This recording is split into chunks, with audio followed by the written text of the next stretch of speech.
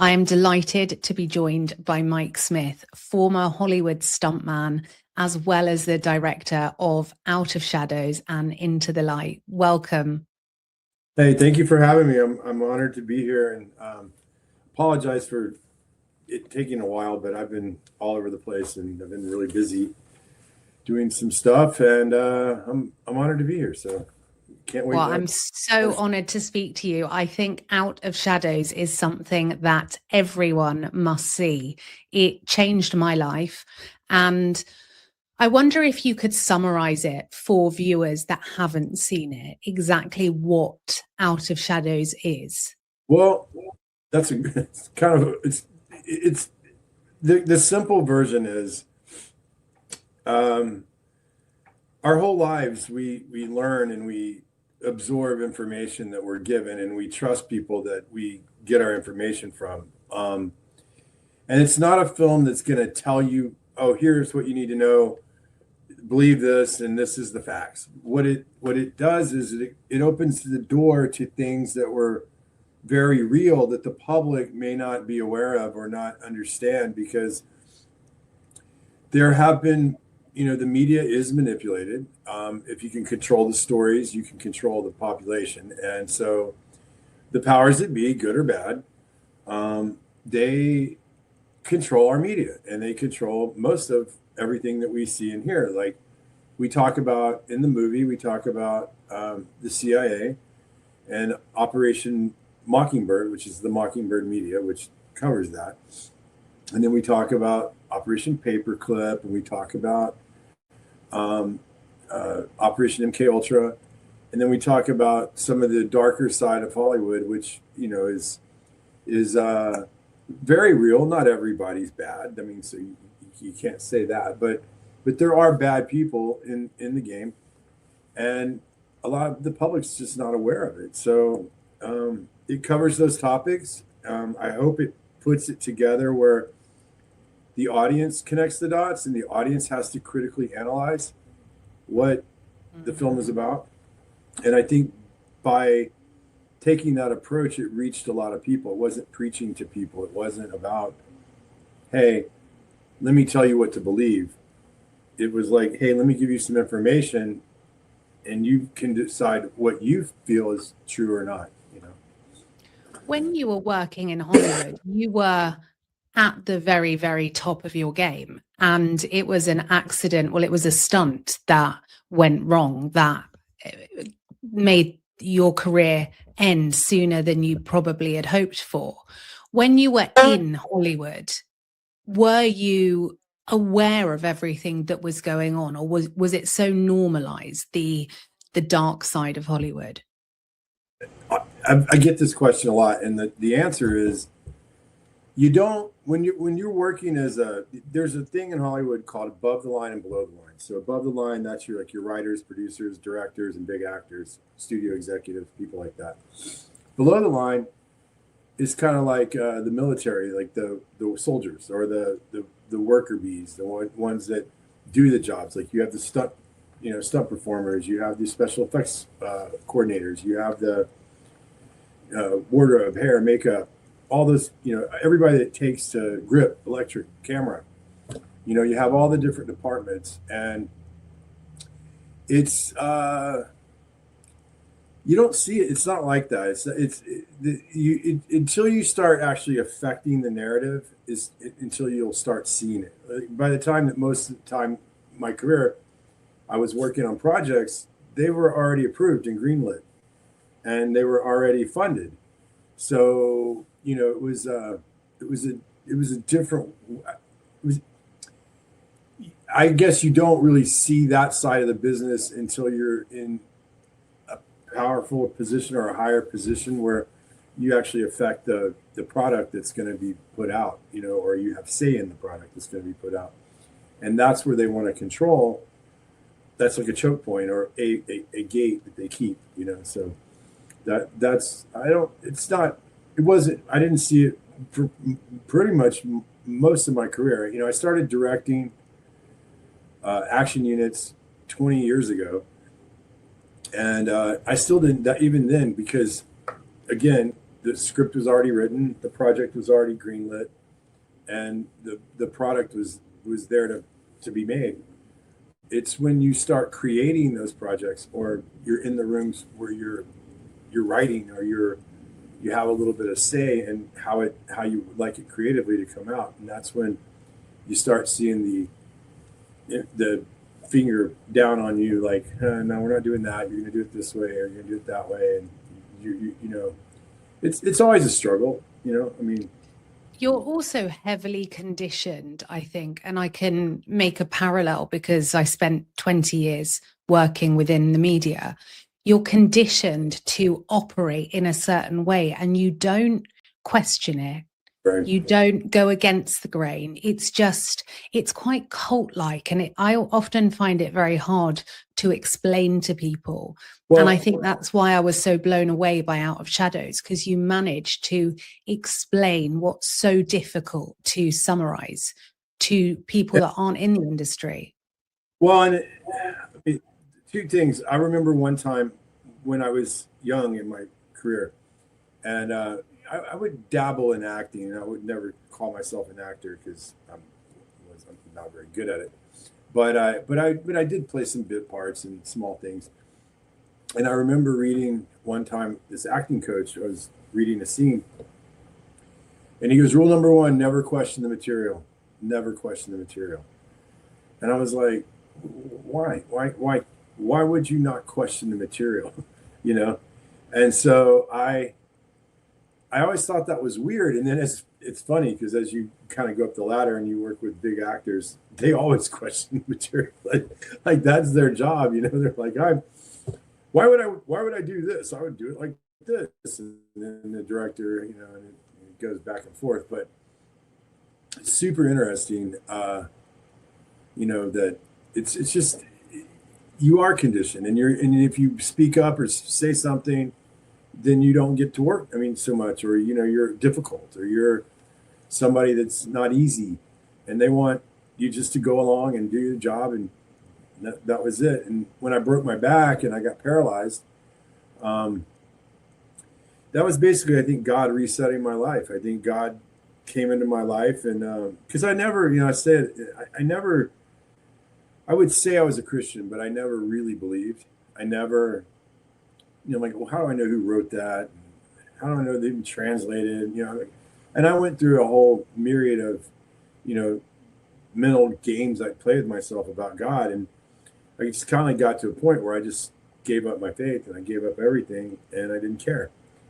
But then when I got paralyzed, you know, it was kind of like God resetting my life, and I had a chance to know Jesus and know God, and it changed me forever. I mean, you know, I'm still flawed. I'm still a man, and you know, I'm not perfect or anything, but I know that God's real, and I know that if I'm going to be a Christian, I want to do the best job I can as a man to serve Him, and because this life is very short. I mean, we worry about things in this world that are, you know, I mean, I've seen many people lose their lives. I've seen many people, you know, get ill, or, you know, work to retire, and then they retire and they get cancer 2 years later, and they're dead 5 years from, you know, that moment. So I feel like God gave me a second chance, and He showed me some things, and I knew in my heart, if I believe these things are true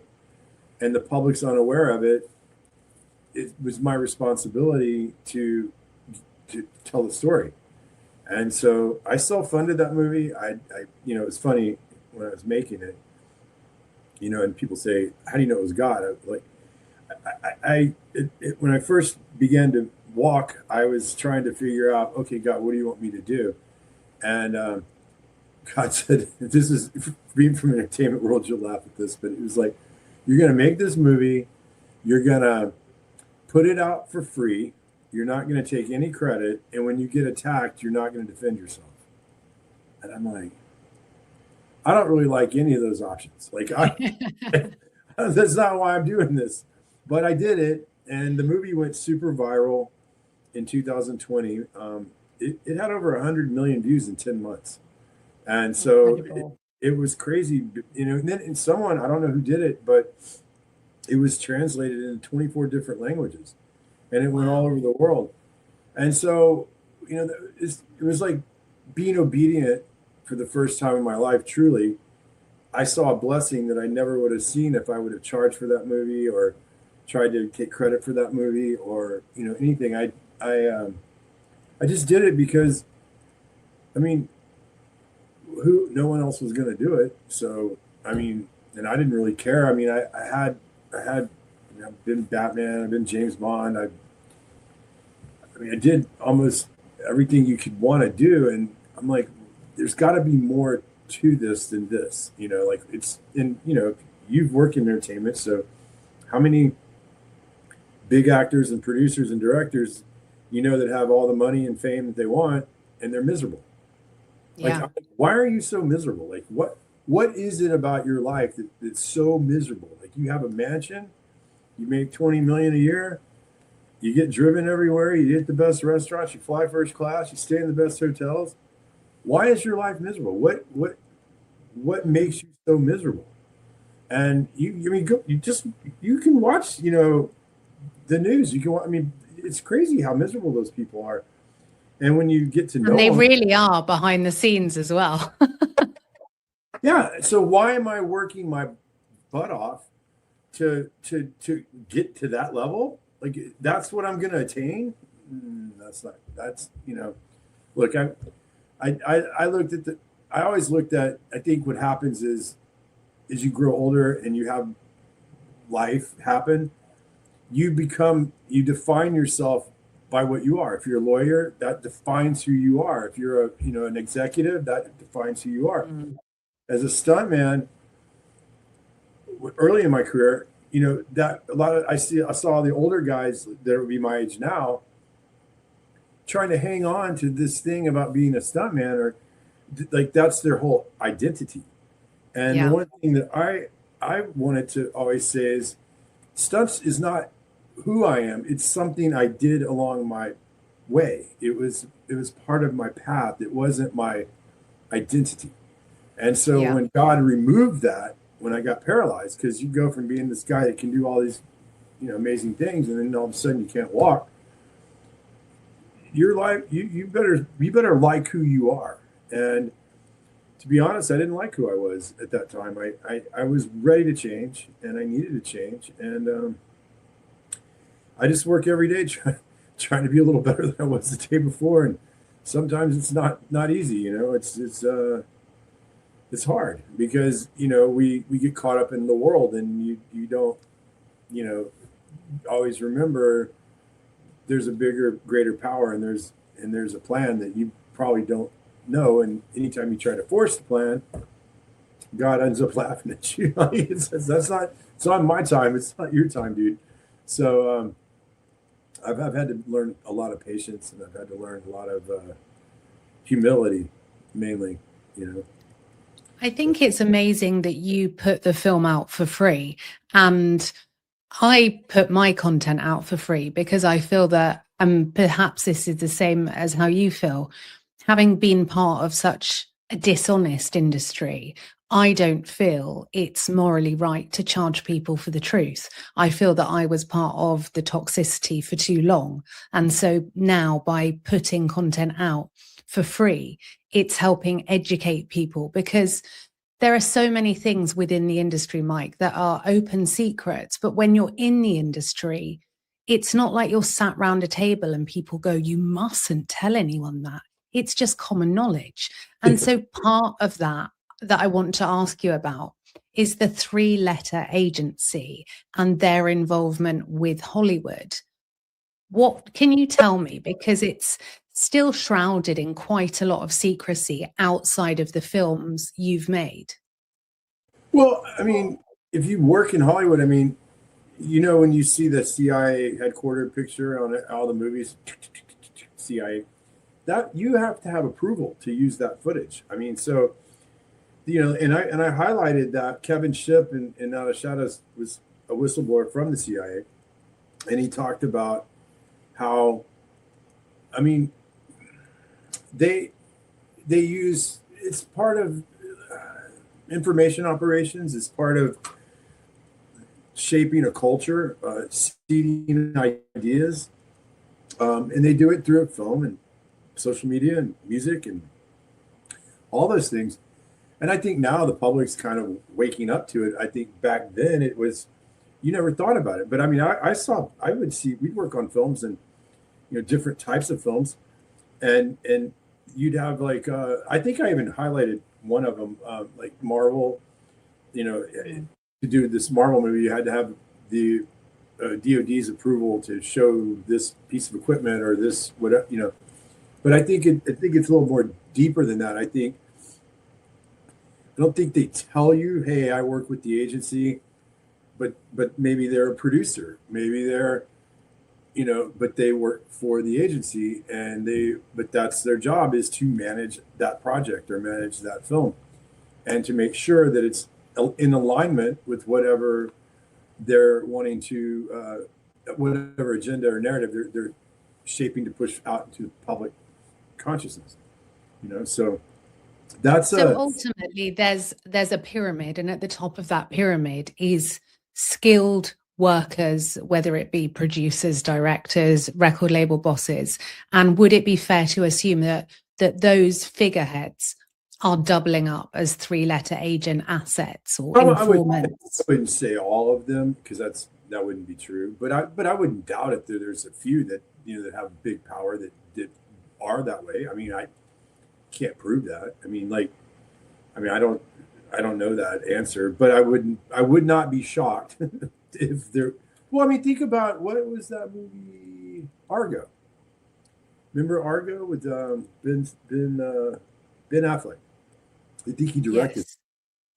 That movie is about the agency going over and making a movie, doing a different thing. So I think sometimes they kind of tell you, but I don't know. I don't know. I mean, I can't go, yeah, that's for sure, but I would, if it looks like a duck and it walks like a duck, it's probably a duck, type of thing. So, and the dark side of Hollywood. So for forever, really, we've had really brave whistleblowers come out speaking about the predators and the dark side of Hollywood. And the format is always the same. These whistleblowers are typecast within the mainstream media as mentally unstable, as bitter. I'm fiercely protective of whistleblowers because whistleblowers risk everything. And I count you as a whistleblower because you have absolutely gone against the grain, as has Liz Crokin. It cost me millions of dollars. It cost me, I mean, but no one does that. No one, you don't work 30 years to get up the ladder. I mean, like, I'm in the Screen Actors Guild, the Writers Guild, the Directors Guild, and I'm a member of the Academy. I mean, who would just blow up their career for no reason and just say, okay, you know what? I'm just going to blow up my career and expose all this stuff. So that's why I have such respect for, like, Liz Crokin and some of the other people in that film. Brad, that other stuntman in the movie, when Brad said, I was telling him, I'm going, hey man, I'm gonna make this film and I'm gonna do this. And when he goes, you really gonna do that? I go, yeah, I'm gonna do it. He goes, I'm in. And I gotta tell you, when Brad stepped up and said, I'm in, I mean, now is it like, because what's the first thing they're gonna do? They're gonna call you a crazy conspiracy theorist, of course. Yeah. They're gonna say, oh, he's doing it for the money, or he's not legitimate. Well, I had been a 400 TV and film projects in my career, maybe more, I don't even know, and I've worked in all capacities. So I wasn't doing it for money, I wasn't doing it for fame, and I wasn't doing it for any other reason other than I know that one day I'm gonna stand in front of God and he's gonna say, I showed you this stuff. What did you do about it? And I know that I'm going to be able to answer him and say, I did everything I could do. And if it doesn't work out, sorry, I tried to do everything I could do, And I don't know. I mean, I was, being a stunt guy is not an easy job. Sometimes it's scary, it's dangerous, and, and you do things that most people didn't want to do. So I think, maybe I was God chose me because I would speak up and I would do it and I did have the skills. He gave me the skills to make and edit and film and shoot and do all the things I learned. I mean, And who have you been a stunt double for? I mean, the list is unbelievable. You know, in the film, when you're talking about your credentials, the fact anyone would try and discredit you for whistleblowing is laughable, because there's no one you haven't worked with. Not really. I mean, that's GQ magazine, that's Batman over there, and James Bond, and I mean, I mean, yeah, I had an amazing career. I did, but what they did do with the way they were going to do that was they started putting credits on my IMDb. Someone was uploading credits that I didn't do those films. So I contacted IMDb really fast and was like, hey, I would love to take credit for all these movies that people are giving me credit for. But I'm proud of the career I had. I don't need someone putting fake credentials on my CV. You know, I don't, can you please remove them? And so now they've removed them. And, you know, of course I'm a crazy nut job. But anybody that knows me knows I'm not full of shit. Like I will tell you what I think, whether you like it or not, which is a blessing and a curse, but this is the way God made me. So yeah, I just, you know, I knew getting attacked and all that was going to come with the fight, but you know what? If you're hurting children or you're doing evil things and you're taking advantage of young, innocent minds, I mean, most people go to Hollywood and the fallacy is work hard, train hard. If you're really good, you're going to make it. And the facts are that you don't see the most talented people. You see the most talented people that they have control of, whether that's through compromisation, money, or just, you know, influence. They're not going to let you get up the ladder really unless they know they have you under control. And I say that in the film. It talks about, like, I mean, they're not just going to let Beyonce be Beyonce, you know, because, I mean, hundreds of millions of viewers, you know, I mean, you know, I'm not, just for the record, I'm not saying she's in any of that stuff. I'm just giving a big example of a star. And when you talk about they, we often hear people refer to the deep state, they being, you know, a secret society. When you refer to they being at the top, deciding who will and who won't make it, who are they? Well, I think they is a combination of people. I don't think it's like one group at all. I think it's probably a multiple kind of different groups. And you've got the people that are into the Luciferianism. You have people that are into pedophilia. You have people that are just perverts, and they're just, you know, like whatever they decide that's their, you know, niche. I mean, think about Hollywood. Think about, I mean, how many people you interact with, and you're just like, oh, they're weird. Well, that's just Hollywood. I mean, everybody's got it. You know, everybody comes from there from all over the world, and everybody wants to get foot in the door, get up the ladder, start working.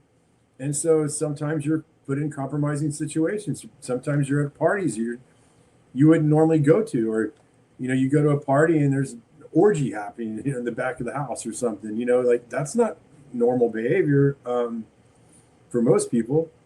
And so when you say they, I can't label it, because if I could do that, I'd be probably one of the richest guys in the world. But I don't have that answer. And when I say they, I say people that are morally opposed to what I think the average person sees as good, or I think there's just a group of people that like money and power and fame more than anything else, and will fight and die to keep it.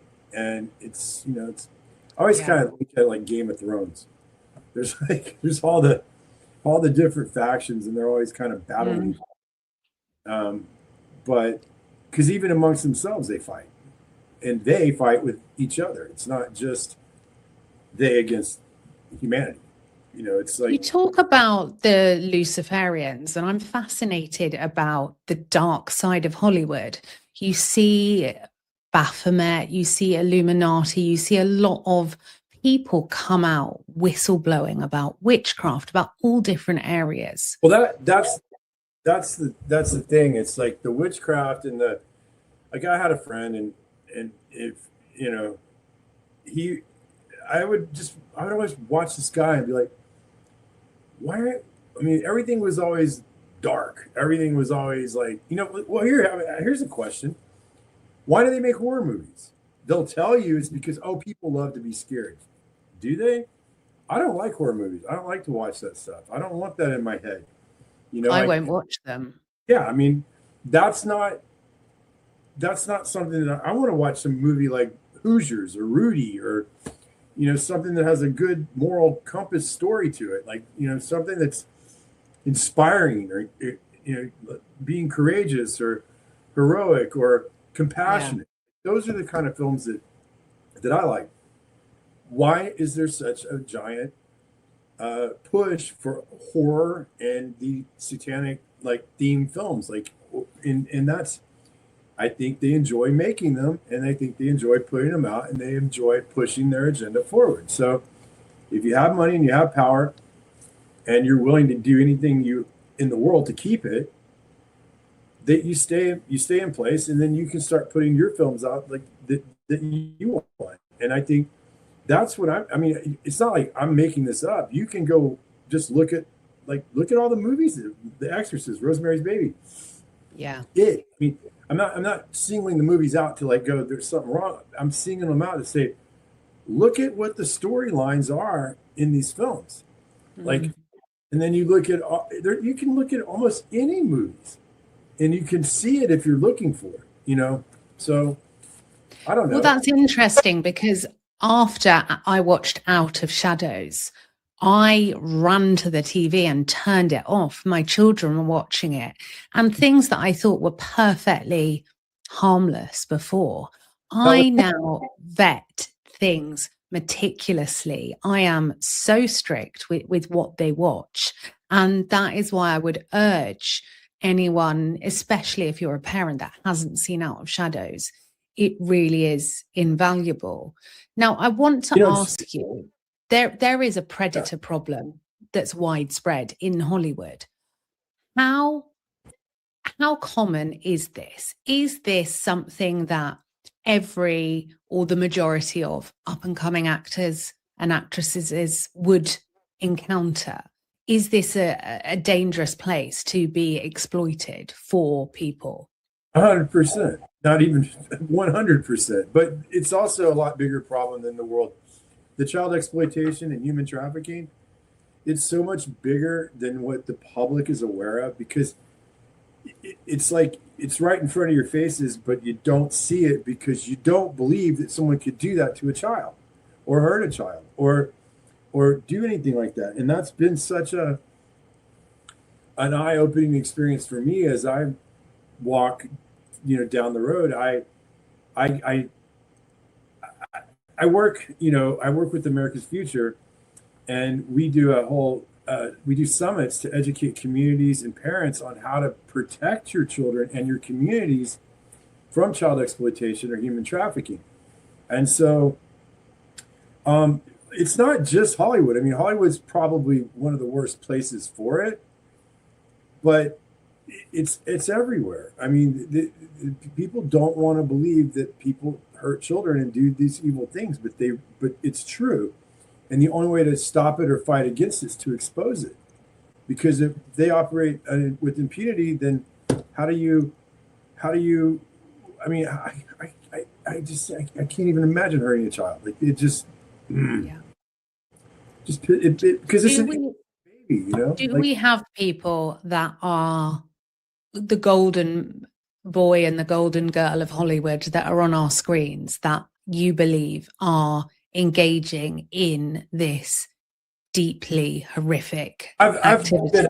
I've been asked that question, and I've been asked publicly and privately. I'm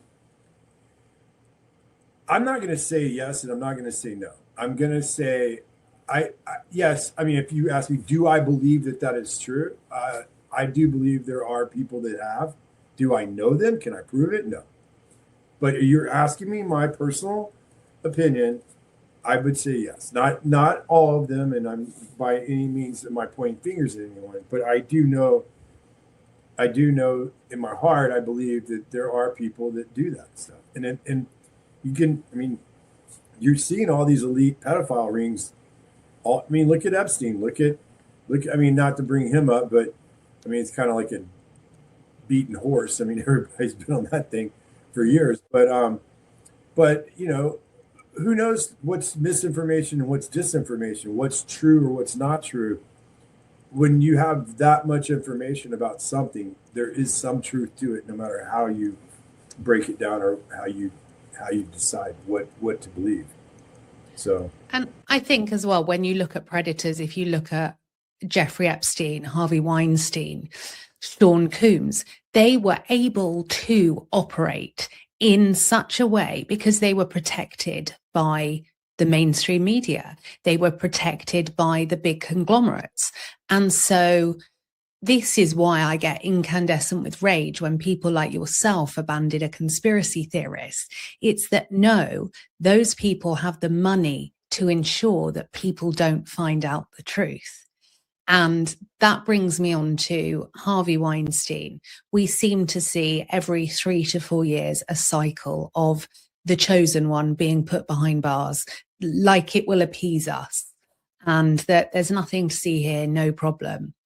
Do you believe we will get to a point where Hollywood can become a healthy place for people to work without the fear of being exploited and being chased by predators as they try and climb up the career ladder? Okay. No, I don't believe it. I think Hollywood's dead. I think with the rise of social media and AI, that the old Hollywood that we grew up in or I got to be a part of, I think it's going to go away.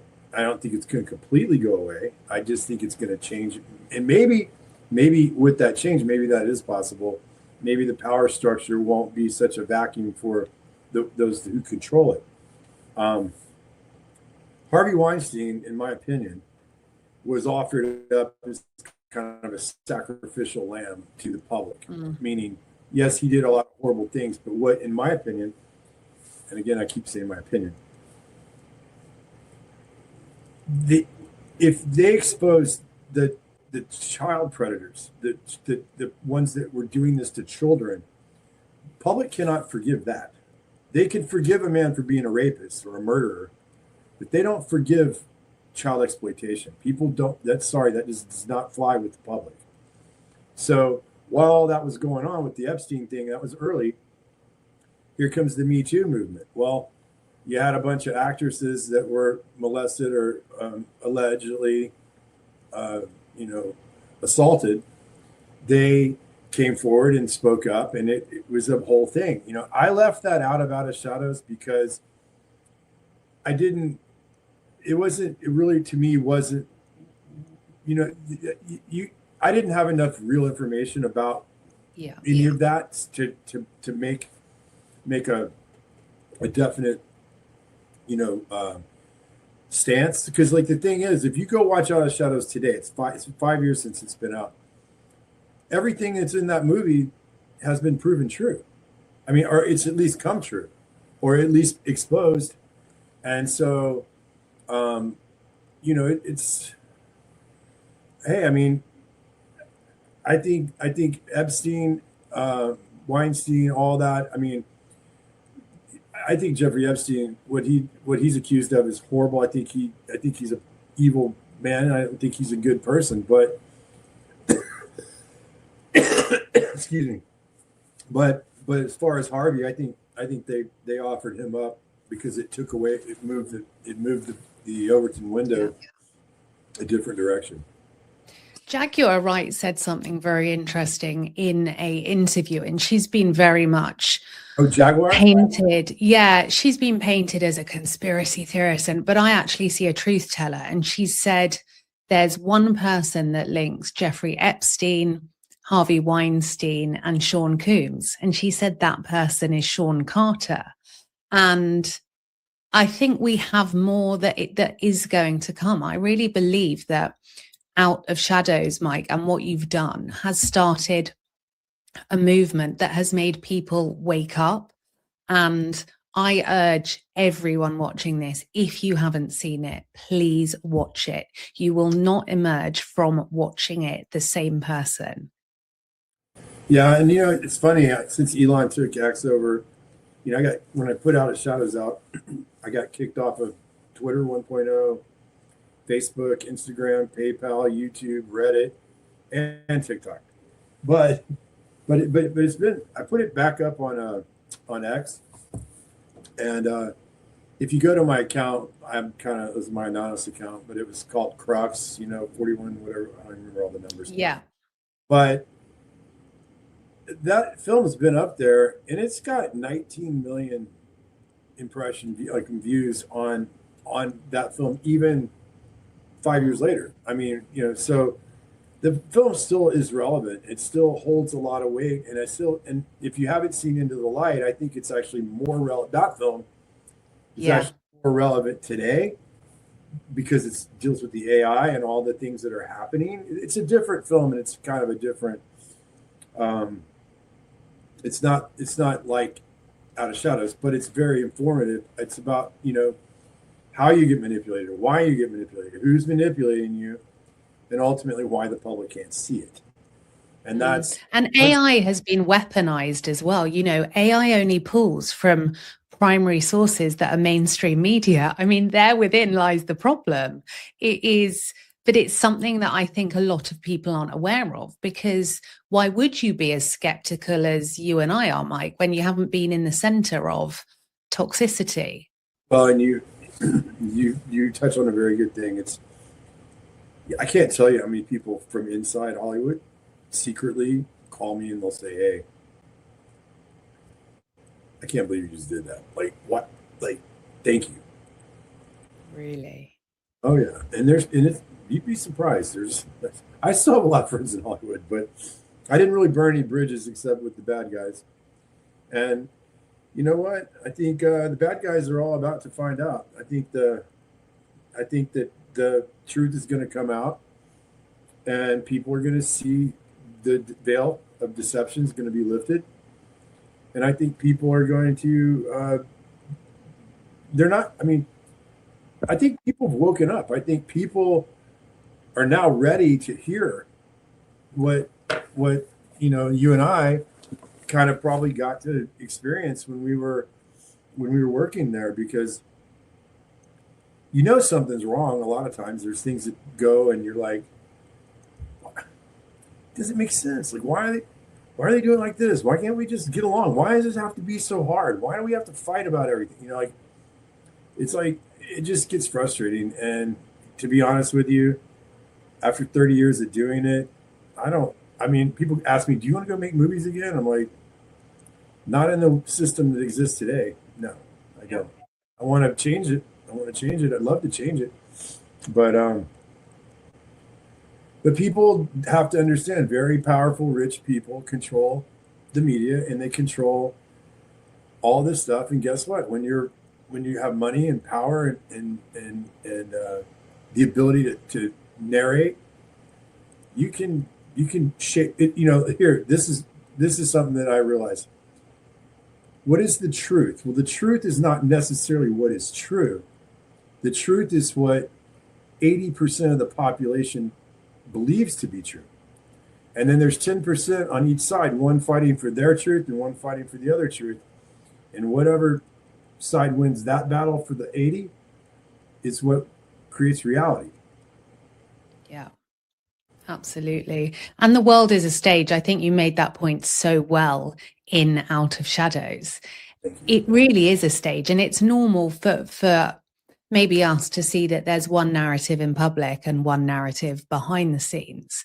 And I think people are really waking up to that. But that's also a huge betrayal to people who have invested time, love, energy, money into people that have been on their walls. But I see it as a good thing that this is all coming to light, because their false idols they don't exist. They are not the people that we are told they are. 100%. I mean, if you get, it's like the old saying, "Don't meet your heroes." You would be shocked that people really are, that are people that you see on. I mean, I've worked with all of them. I mean, not every single person, but I've worked with. Give us your top three. I worked with, kind of. I don't know. I mean, Christian Bale, Will Smith, Tom Cruise. I worked with all those guys. Russell Crowe, Ben Foster, Denzel Washington, Nicole Kidman, Tommy Lee Jones, John Voight. It's an incredible list. Yeah, but but my job, like, I had a job that no one, I would work on all these big movies, and no one would ever know it was me. No one ever.